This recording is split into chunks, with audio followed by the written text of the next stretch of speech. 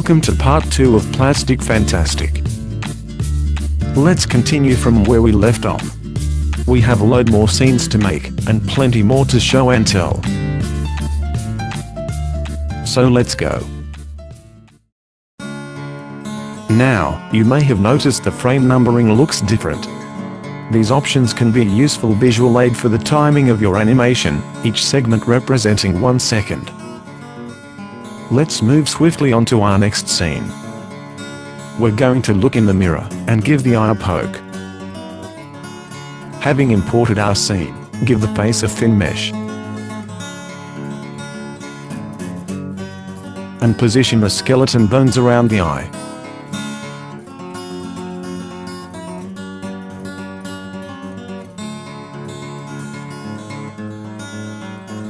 Add a starting keyframe, and make the eye twitch a little.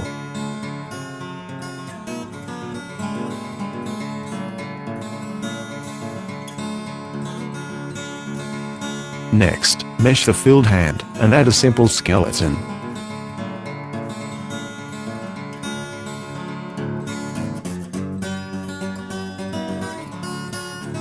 Drag it into place, and animate it poking the eye.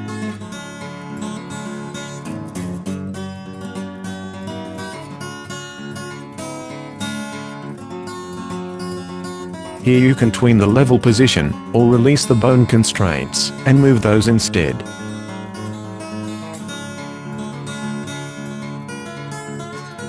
Match your eye movement with your finger poking.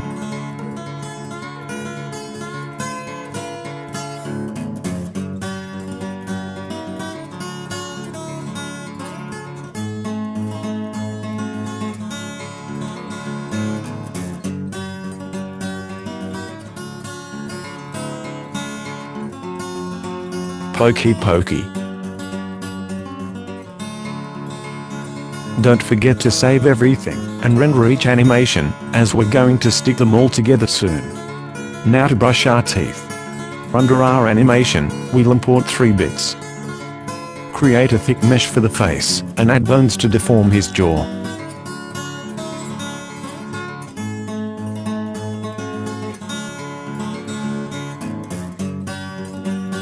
A similarly thick mesh for the gunk, and a simple skeleton.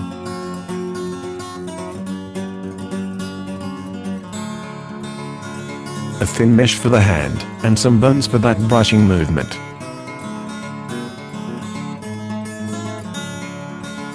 Use the mirror background from our first column.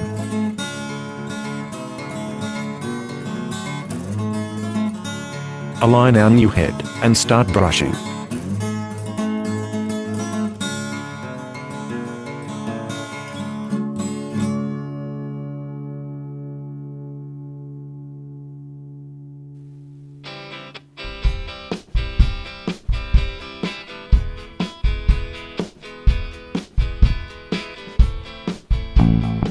Position the other pieces and animate them as well.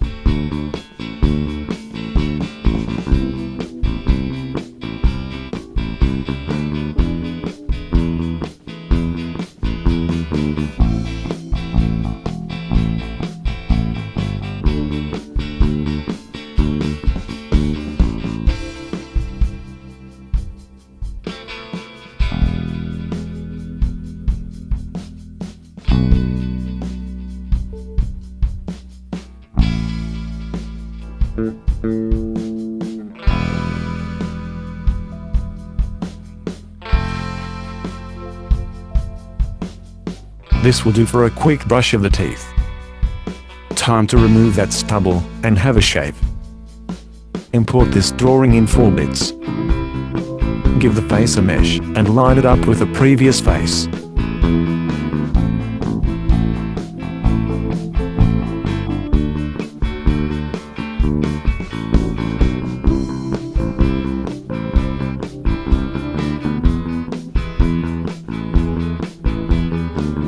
Create suitable meshes for the phone, the spray, and the finger.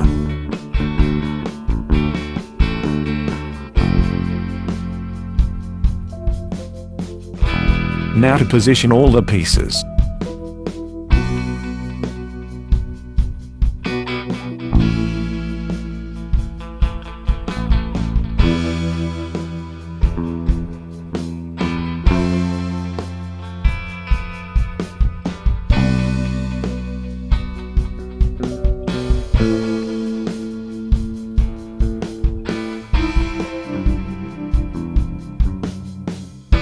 Add a simple bone to bend the finger.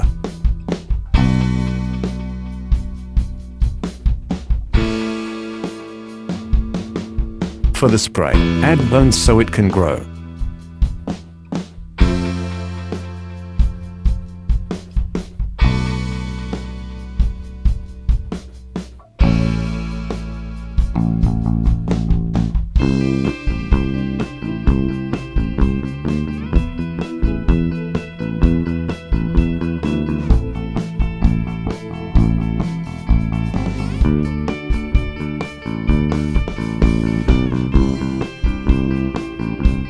Do the same for the foam on the face.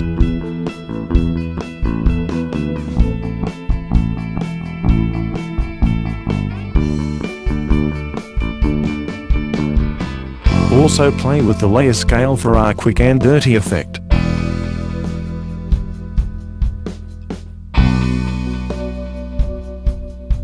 Add a little wiggle to our spray.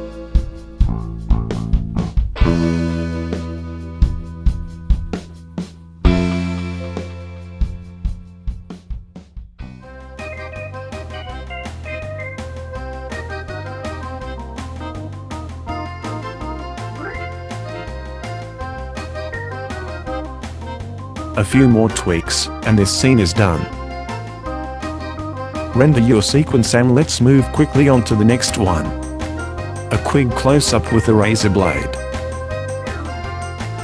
Again, import the bits.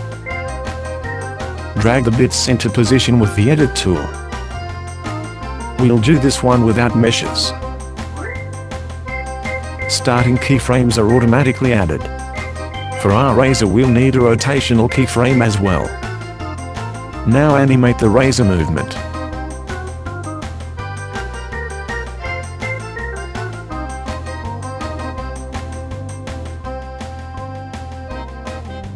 Once that is done, animate the foam so it moves and scales in response to the razor.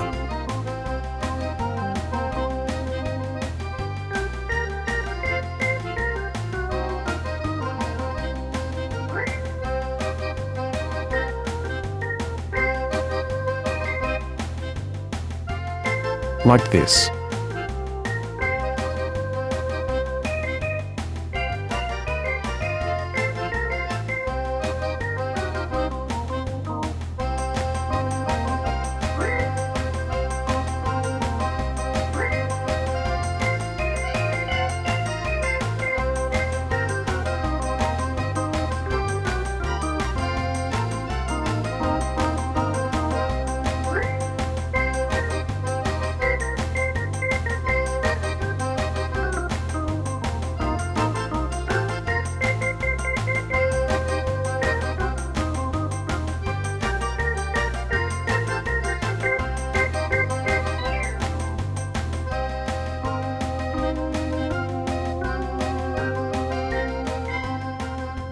Now we've shaved, let's turn the hot water on for our shower. For this we use a very simple effect. Again we've split our drawing up. Each bit will be animated separately. Give the water stream a thick mesh and a simple skeleton. Now let's build our scene.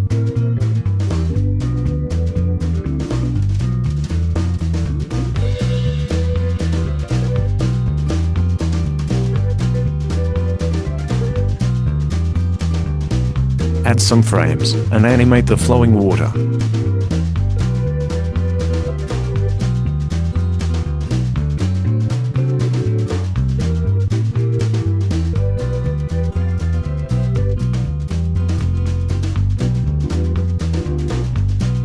Make this loop.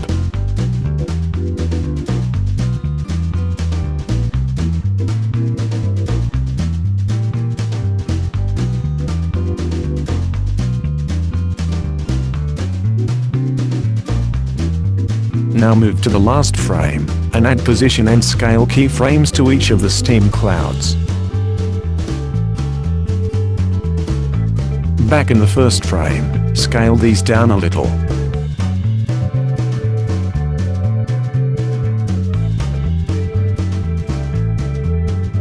Sometimes less is more. so here's an easier way for the running water effect. Import the water layer again.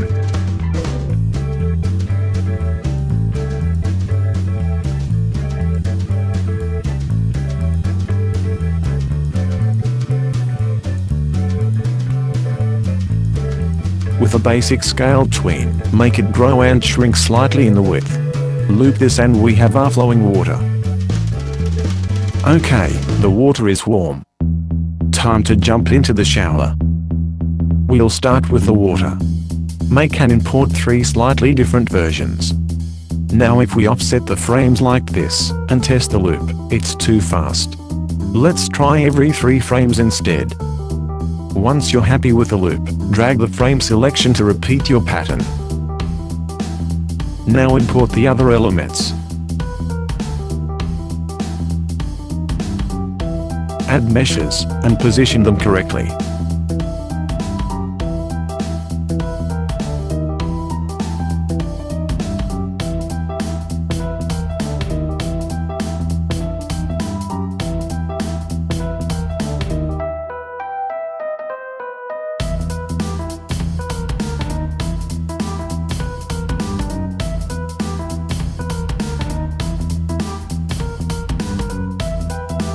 Create a skeleton for the brush and hand layer, and animate this scrubbing the top of his noddle.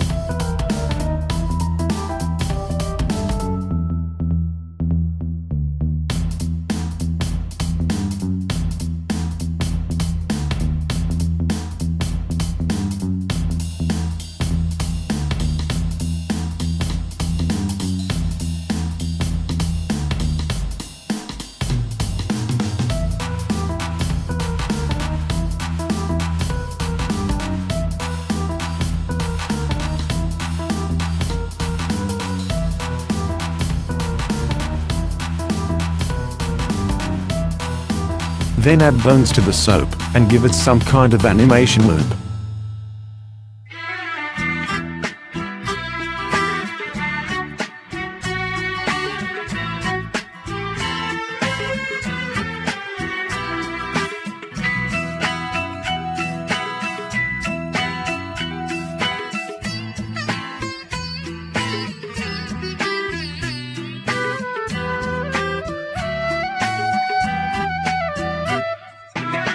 To complete our awesomely cheap effect, create bones for the body, and make a subtle wobble loop. Imagine he's singing.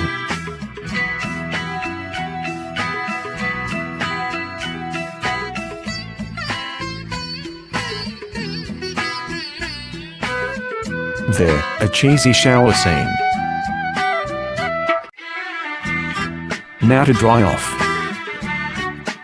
Just 2 bits here. Give the body a mesh with low margins. Give the towel a mesh with large margins. Add frames, and give the body a skeleton, so it can wiggle from left to right.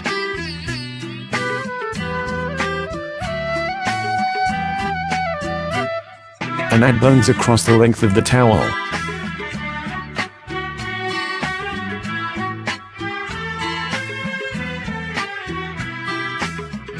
Now animate the body rocking back and forth, and loop this.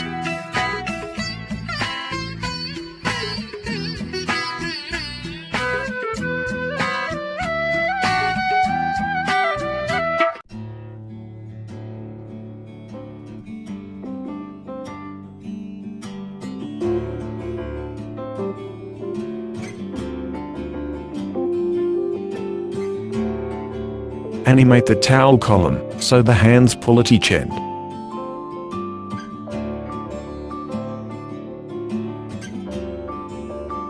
For a little stretch effect, toggle the keep distance button off, and move your joints.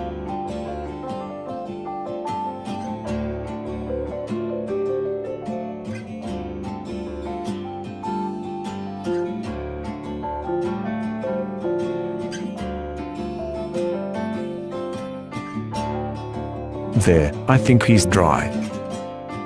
Now to find some clothes. Another way of importing items is to drag them into the scene. Notice the arm is separated from his body. It's easier to control in this way. Add a mesh to the arm. You may want to play with the other mesh options. The slidey thing on top controls the mesh density. This is fine for our purposes. Likewise, create a mesh for the filled body layer and add your skeletons.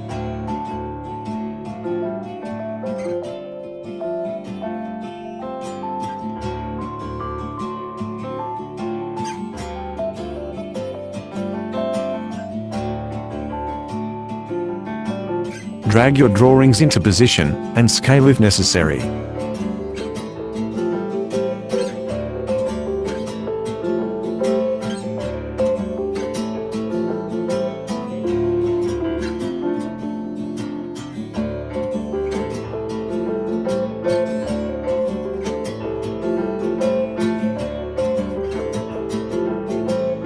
Animate our arm, as if we are sifting through our clothes.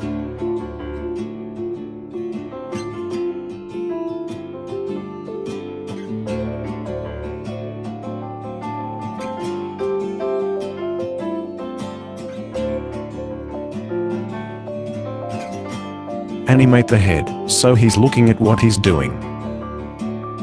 For subtle expression changes, it's handy to have some bones near the mouth and eyes. Here we give his mouth a small tweak.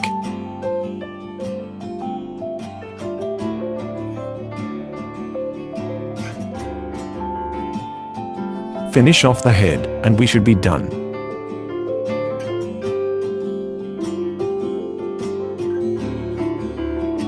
You'll notice that one of the eyebrows is not following the mesh.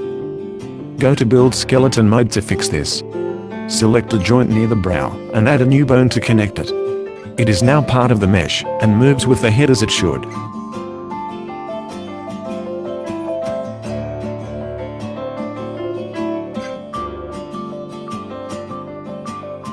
This will do nicely.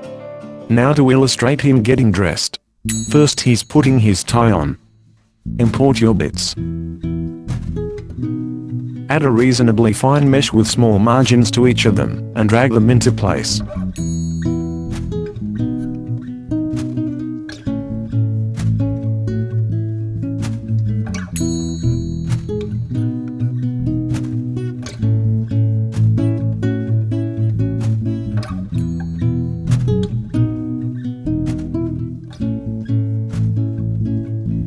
Create your skeletons, and animate some subtle pulling.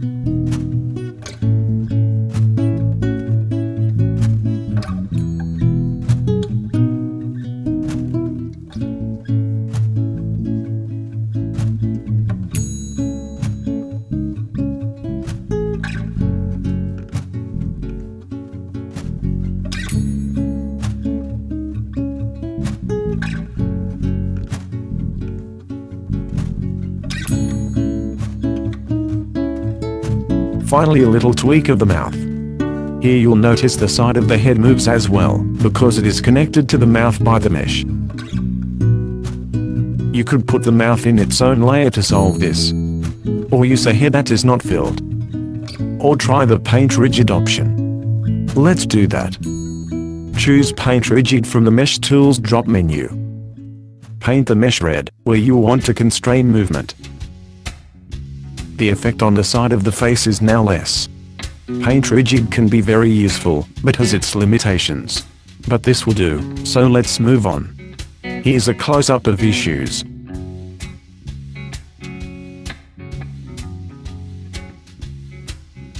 Place your skeleton joints inside the green mesh, if you want them to have an effect.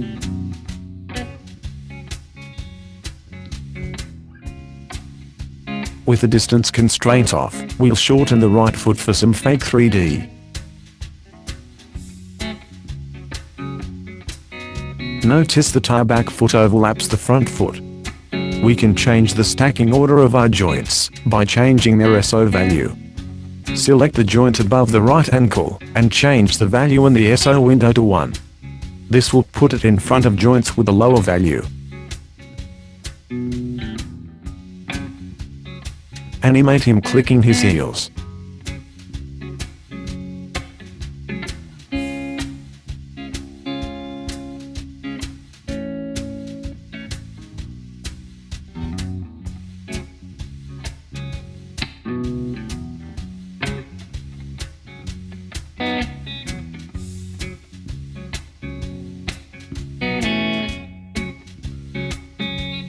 Now to reposition things, we'll head to the Animation tab and add a peg.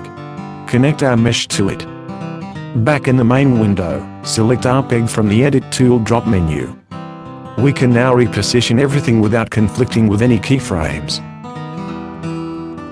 It's generally a good idea to use pegs. They make your setup more versatile. A tweak here and there, and hey presto, we're ready for the final stage.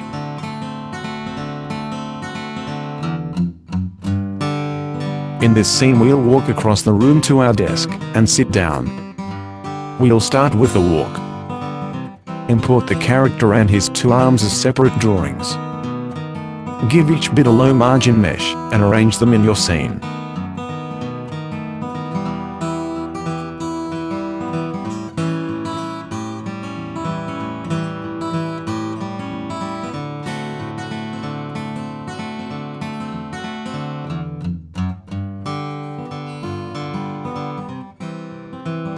Remember to select the center option, and make sure the pivot point for each drawing is in the right place.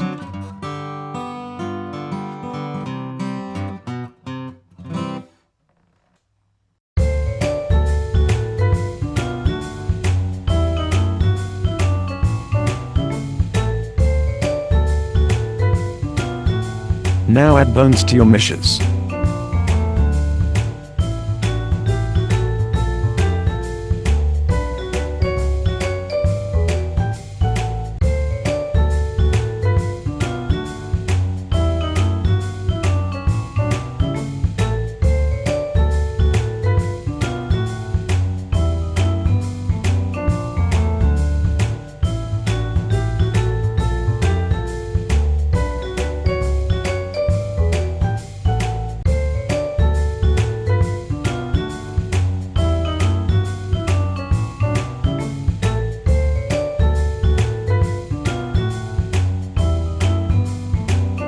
We want the arms to follow the body, so we'll parent them together in the Animation tab. Give your layers vaguely sensible names first.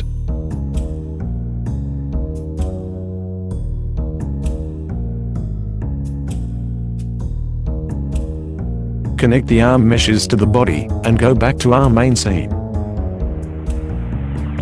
Look. They move as one. You'll need to reposition the arms again.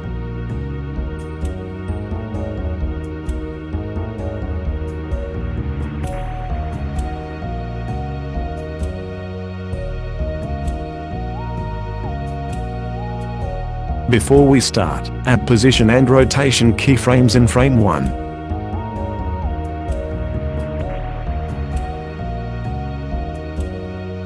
Now to make him walk.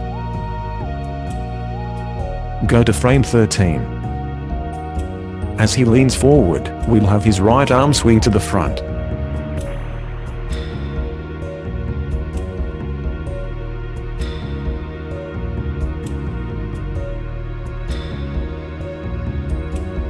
And his left arm swings backwards.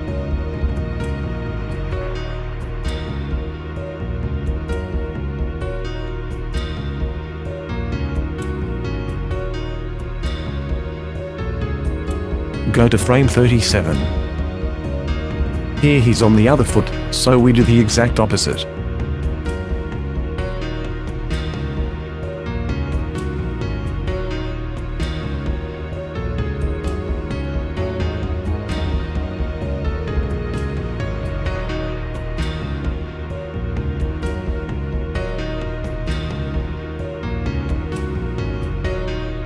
On frame 49 we'll have him return to the starting position, so copy the keyframes from frame 1, and paste them here. Press the loopy arrow so it loops. Oops. It appears we've missed an eyebrow. No worries. Select Build Skeleton, and give it its own special bone.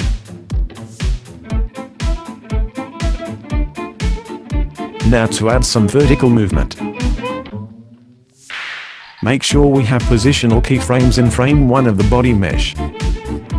Move him up in frame 13, and back down in frame 25.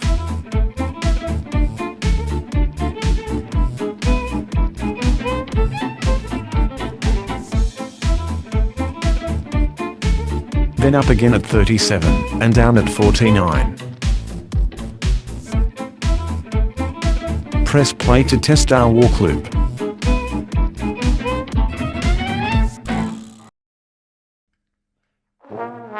Remember to save your work, and let's import the other little bitties. Here we have 3 layers. The background wall, some furniture, and part of a chair. Name the columns, and drag into position with the Edit tool.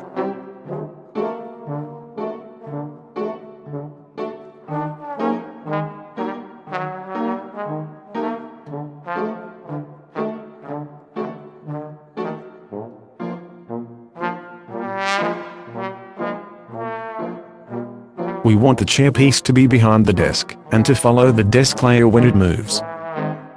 So we'll connect it in the Animation tab as before.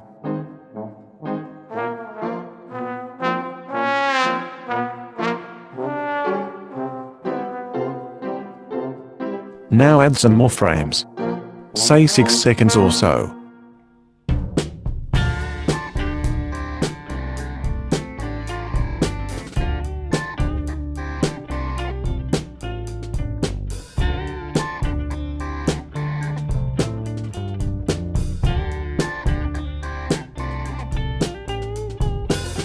On the last frame, let's tween the position of the desk layer, so it moves from right to left.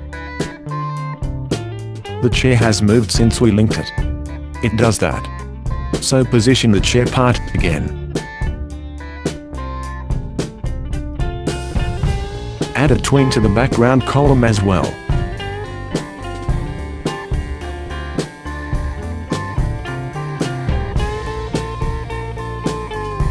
Something along these lines. Drag across the columns to select them. Then put them to the back, by dragging the yellow sidebar all the way to the left. There.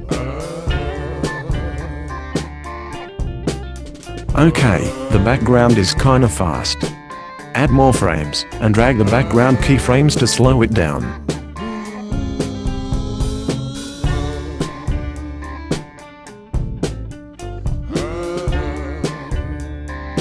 That's better. We could slow the windows down more, but hey, this is quick and easy. Now we're going to make him sit down, so add more frames.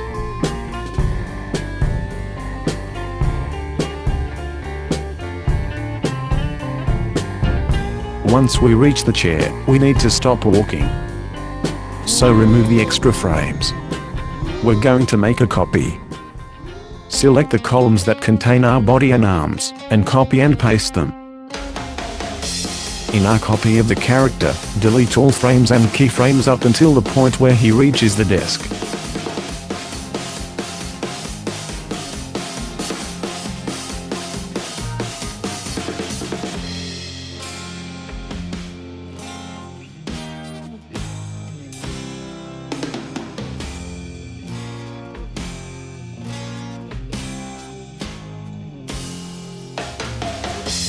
Make sure our copy is lined up with the last frame of our walk.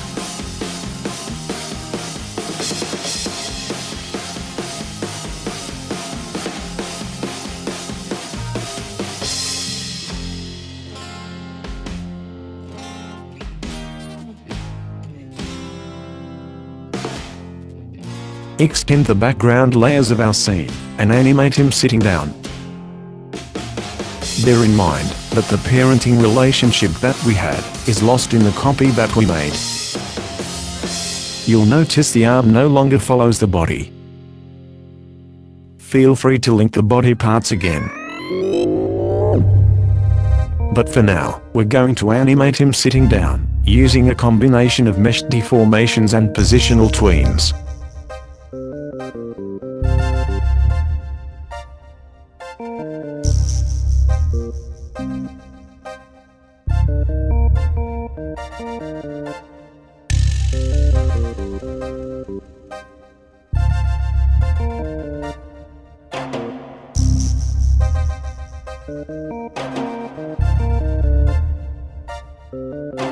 As he sits, we want his arm to grab the chair and pull it in.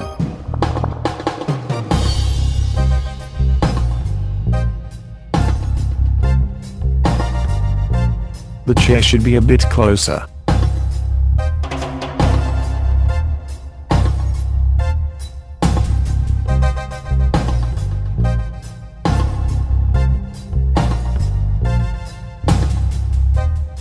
After the arm is stretched out to grab the chair, make our character sit down as his arm moves forward.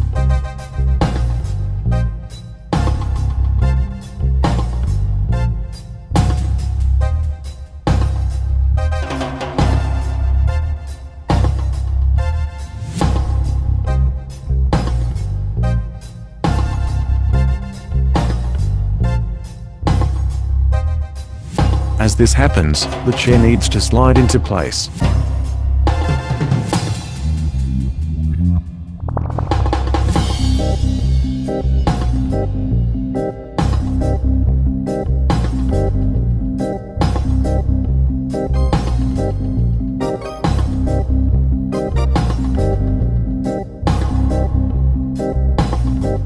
Now add some more frames, so he can look down at the desk after he's seated.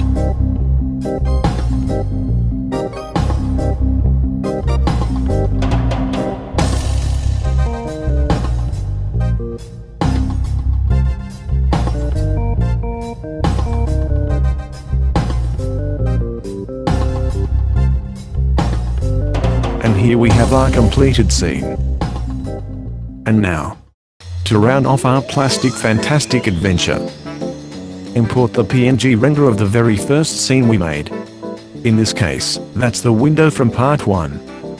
Now import two hands, with a black and a white pen. Give them both a mesh.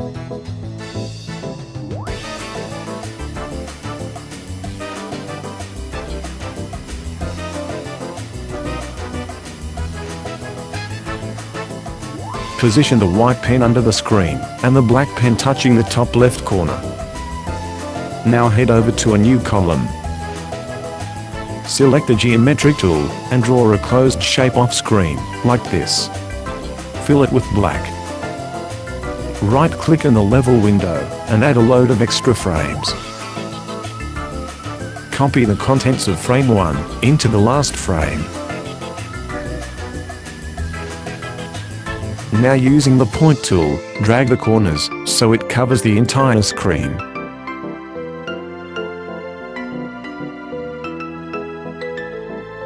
Then select all the frames, and click on In Between to create the shape tweens. Enter the frame numbers in the timeline, and test. It's a bit fast, so let's step the animation. The context menu has various stepping options. Pick one. Lovely.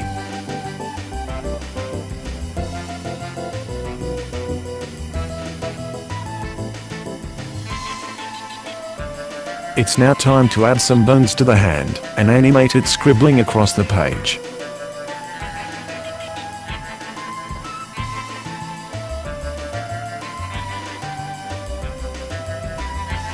Move the hand layer on top, and get cracking.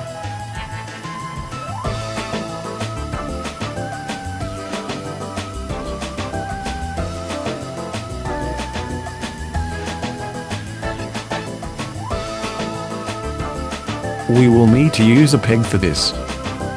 To demonstrate, if we make a sweeping loop for the pen, and then tween the column position, we don't get the desired effect.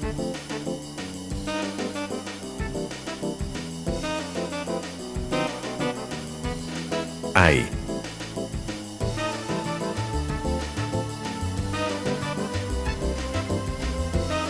So name your columns. And head to the Animation tab. Add a peg, and parent the black pen mesh to it. Back in the scene, select the peg, and add a keyframe in frame 1. Go to the last frame, and move the peg to the bottom right corner, just out of view. The peg now takes care of the position tween, and the hand follows the loop we made. Okay, so we have our night sky. Next stop, the moon. Extend the sky frames.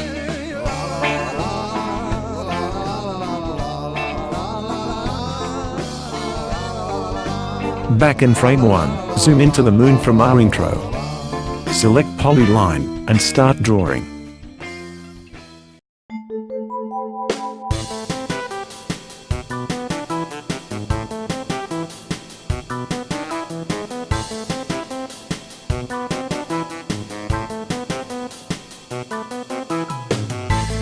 Fill the moon white. And finish off the edges.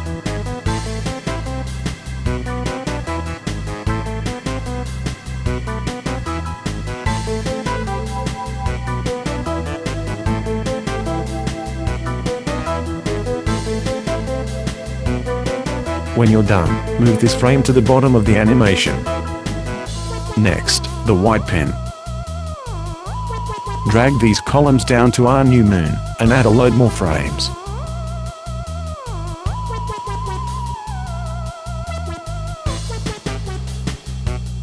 Give the drawing a simple skeleton, and place a starting keyframe for this and the layer position.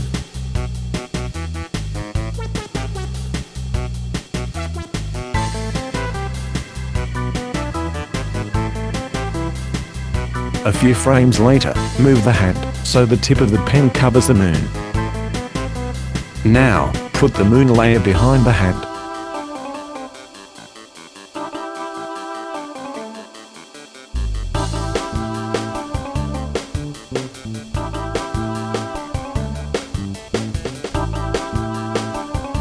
Add a rotation keyframe when the pen is over the moon. A few frames later, and give it a small rotation and position twist, so it draws the moon.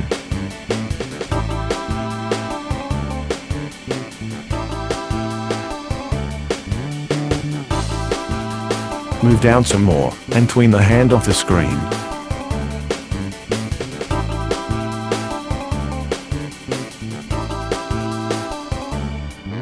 All that's left is to make sure the moon frames start at the right time. It's done. We've drawn the start of our very first scene, so it should be a perfect loop.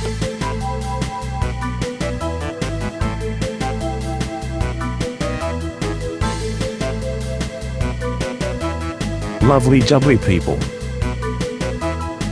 We've made all our ropey scenes, and should now have a load of PNG sequences that need stringing together. Using OpenToonz for this is quite straightforward.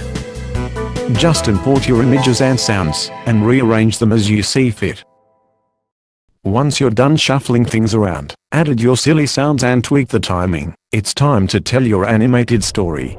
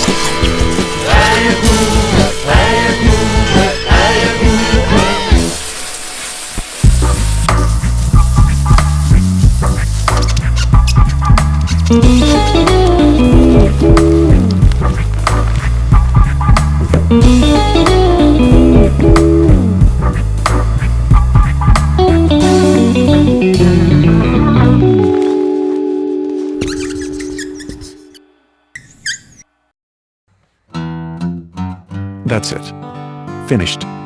Finito. Thank you for watching. It's been fun. Hopefully you are now equipped and inspired to go off and make great things. Before you do, make sure to subscribe to our channel and please support our efforts by becoming our patron. Thank you. Till the next time, take care and happy animating.